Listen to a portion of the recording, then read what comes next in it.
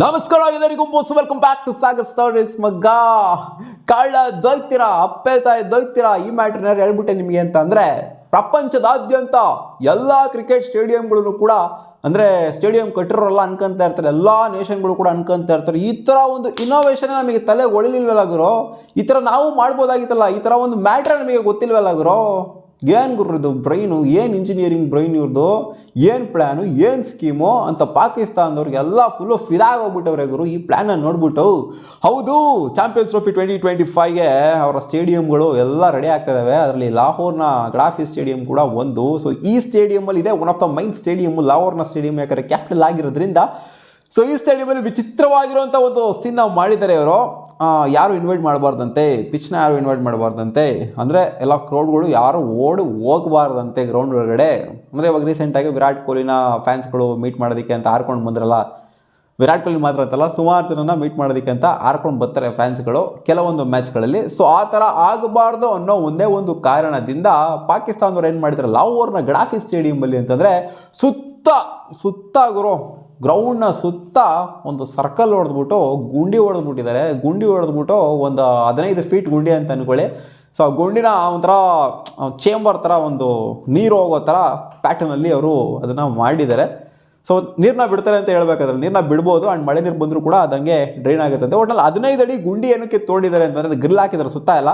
15 ಅಡಿ ಗುಂಡಿ ಏನಕ್ಕೆ ತೋಡಿದ್ದಾರೆ ಅಂತಂದರೆ ಫ್ಯಾನ್ಸ್ಗಳು ಹೋಗ್ಬಾರ್ದು ಅಂತ, ಫ್ಯಾನ್ಸ್ಗಳು ಮುಂದೆ ಹೋಗ್ಬಾರ್ದು ಅಂತ, ಸ್ಪೆಕ್ಟೇಟರ್ಸು ಮುಂದೆ ಹೋಗ್ಬಾರ್ದು ಅಂತ, ಯಾರನ್ನೂ ಮೀಟ್ ಮಾಡೋಕ್ಕಾಗಿರಲಿ ಅಥವಾ ಬೇರೆ ಎಕ್ಸ್ಟ್ರಾ ಆ್ಯಕ್ಟಿವಿಟೀಸ್ ನಾವು ಮಾಡೋದಕ್ಕೆ ಆಗಿರಲಿ ಅವರು ಹೋಗ್ಬಾರ್ದು ಗ್ರೌಂಡ್ಗೆ ಅಂತ ಈ ಥರ ಒಂದು ಏನು ಹೇಳ್ತಾರೆ ಇದು ಇಂಜಿನಿಯರಿಂಗ್ ವರ್ಕ್ನ ಇನೋವೇಷನ್ನ ಪಾಕಿಸ್ತಾನದವರು ಮಾಡಿದ್ದಾರೆ. ಅಲ್ಲಾದರೂ 15 ಅಡಿ ಗುಂಡಿ ಏನಕ್ಕೆ ಬೇಕಾಗಿತ್ತು, ಗ್ರಿಲ್ಗಳನ್ನ ಹಾಕಿದ್ರಾಗಿತ್ತಲ್ಲ, ಸ್ಟೇಡಿಯಮಲ್ಲಿ ಒಂದು 10 ಅಡಿದು ಹಾಕಿದ್ರಾಗಿತ್ತಲ್ಲ, ಯಾರೊಂದು ಮಗ ಹೋಗೋರು ಅಂತ ಕೇಳಿದ್ರೆ ಗೊತ್ತಿಲ್ಲ ಗುರು. ಪಾಕಿಸ್ತಾನದವ್ರು ಏನೋ ಒಂಥರ ಅದನ್ನು ಆ ಸ್ಟೇಡಿಯಂನ ಏನೋ ಒಂಥರ ಬಾರ್ಡರ್ ಮಾಡ್ಕೊಂಡಿದ್ರು, ಇಂಡಿಯಾ ಪಾಕಿಸ್ತಾನ ಬಾರ್ಡರ್ ಮಾಡ್ಕೊಂಡಿರೋ ಥರ ಕಾಣಿಸ್ತೈತೆ. ಇಲ್ಲಾಗಿರೋ ಎಲ್ಲ ಹಾರ್ಕೊಂಡು ಬಂದ್ಬಿಡ್ತಾರೆ. ಎಲ್ಲಿ ಅಲ್ಲಾಗಿರೋ ಆ ಮಟ್ಟಿಗೆ ಫ್ಯಾನ್ಸ್ಗಳು ಪಾಕಿಸ್ತಾನದಲ್ಲಿ ಇದ್ದಾರೆ, ಆ ಮಟ್ಟಿಗೆ ಕ್ರೇಜ್ ಇರುವಂಥ ಫ್ಯಾನ್ಸ್ಗಳು.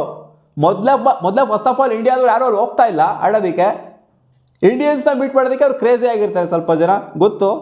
ಬಟ್ ನನಗೇನೋ ಅನ್ನಿಸ್ತಿಲ್ಲ, ಪಾಕಿಸ್ತಾನ ಕ್ರಿಕೆಟ್ ಟೀಮ್ ಪ್ಲೇಯರ್ಸ್ಗಳನ್ನ ಇವರು ಮೀಟ್ ಮಾಡೋದಕ್ಕೆ ಎಗರ್ಕೊಂಡು ಹೋಗ್ತಾರೆ, ಅದು ಹೋಗ್ತಾರೆ ಇದು ಹೋಗ್ತಾರೆ ಅಂತ ಅನ್ನಿಸ್ತಿಲ್ಲ. ಯಾಕಂದ್ರೆ ನಾರ್ಮಲ್ ಆಗಿ ಅವ್ರು ಮ್ಯಾಚ್ ನಡೀತಾ ಇರ್ಬೇಕಾದ್ರೆ ಕ್ರೌಡ್ ಬರೋದಿಲ್ಲ ಅಲ್ಲಿ. ನೋಡಿದ್ವಿ ಯಾವ ಮಟ್ಟಿಗೆ ಕ್ರೌಡ್ ಬರುತ್ತೆ ಅಂತ. ಆ್ಯಂಡ್ ಪಾಕಿಸ್ತಾನ ಅಂತ ಅಂದರೆ ಔಟ್ಸೈಡರ್ಸ್ನು ಕೂಡ ಅಷ್ಟೇನೆ, ಅಬ್ರಾಡ್ ಕಂಟ್ರಿಲಿ ಇರೋವಂಥವ್ರು ಕೂಡ ಇವಾಗ ಏನು ನೇಷನ್ಸ್ ಎಲ್ಲ ಆಡ್ತಿದೆ, ಇನ್ನು 7 ನೇಷನ್ಸ್ ಏನಿದೆ. ಸೊ ಆ ಕಂಟ್ರಿ ಸ್ಪೆಕ್ಟೇಟರ್ಸ್ನು ಕೂಡ ಬರೋದು ಸಿಕ್ಕಾಪಟ್ಟೆ ಡೌಟು ಅಲ್ಲಿ, ಯಾಕಂದರೆ ಅವ್ರಿಗೆ ಸಿಕ್ಕಾಪಟ್ಟೆ ಭಯ ಪಾಕಿಸ್ತಾನ ಅಂತಂದರೆ.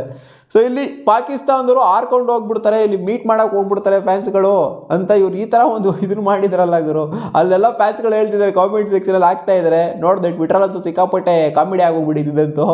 ಅಲ್ಲಿ ಕ್ರೊಕೊಡೈಲ್ ಬಿಡಿ ಅಂತ ನೀರು ಹಾಕ್ಬಿಟ್ಟು ಒಳಗಡೆ ಕ್ರೊಕೊಡೈಲ್ ಬಿಡ್ರಿ, ಇನ್ನೂ ಹೆವಿ ಪ್ರೊಟೆಕ್ಷನ್ ಇರ್ತದೆ ನಿಮಗೆ, ಯಾರು ಹಾರ್ಕೊಂಡು ಹೋಗೋಕ್ಕಾಗಲ್ಲ ಅಂತ.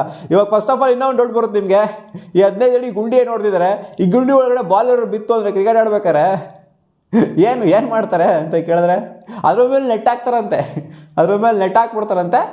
ಬಟ್ ಆದರೆ ಫ್ಯಾನ್ಸ್ ಹೋಗೋಕ್ಕಾಗಲ್ವಂತೆ, ಹಾರ್ಕೊಂಡು ಹೋಗೋಕ್ಕಾಗಲ್ವಂತೆ. ಅಲ್ಲ ಗುರು, ನೆಟ್ ಹಾಕಿದ್ರೆ ನೆಟ್ ಮೇಲೆ ನಡ್ಕೊಂಡು ಹೋಗ್ಬೋದಲ್ಲ, ನೆಟ್ ಮೇಲೆ ಹಾರ್ಕೊಂಡು ಹೋಗ್ಬೋದಲ್ಲ.